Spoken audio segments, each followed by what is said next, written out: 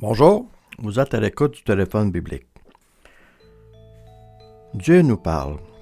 Après la mort du Christ, 2 disciples étaient sur le chemin d'Emmaüs et parlaient de la crucifixion.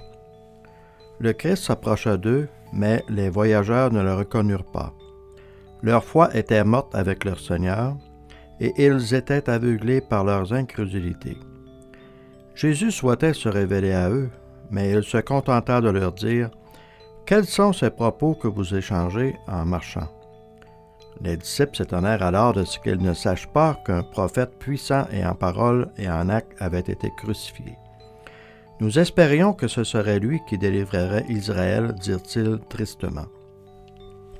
Homme sans intelligence et dont le cœur est lent à croire tout ce qu'ont dit les prophètes, le Christ ne devrait-il pas souffrir de la sorte et entrer dans sa gloire? Et commençant par Moïse et par les prophètes, il leur expliqua dans toutes les Écritures ce qui les concernait. Les disciples avaient perdu de vue les précieuses promesses liées aux prophéties de la mort du Christ. Mais quand elles leur furent rappelées, leur foi renaquit. Lorsque le Christ se révéla à eux, ils s'exclamèrent « Notre cœur ne brûlait-il pas au-dedans de nous lorsqu'il nous parlait en chemin et nous expliquait les Écritures? » Lorsque nous sondons les Écritures, notre cœur brûle en nous, car nous découvrons la vérité. Notre espérance est ranimée lorsque nous nous réclamons des précieuses promesses contenues dans les Écritures.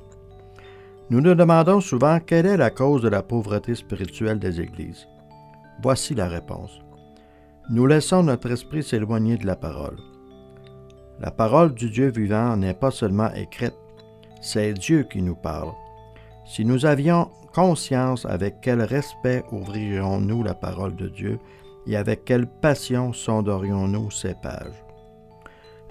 Ce message vous a été présenté par vos amis de l'Église adventiste du Québec, un service dans votre communauté. Bonjour et à demain.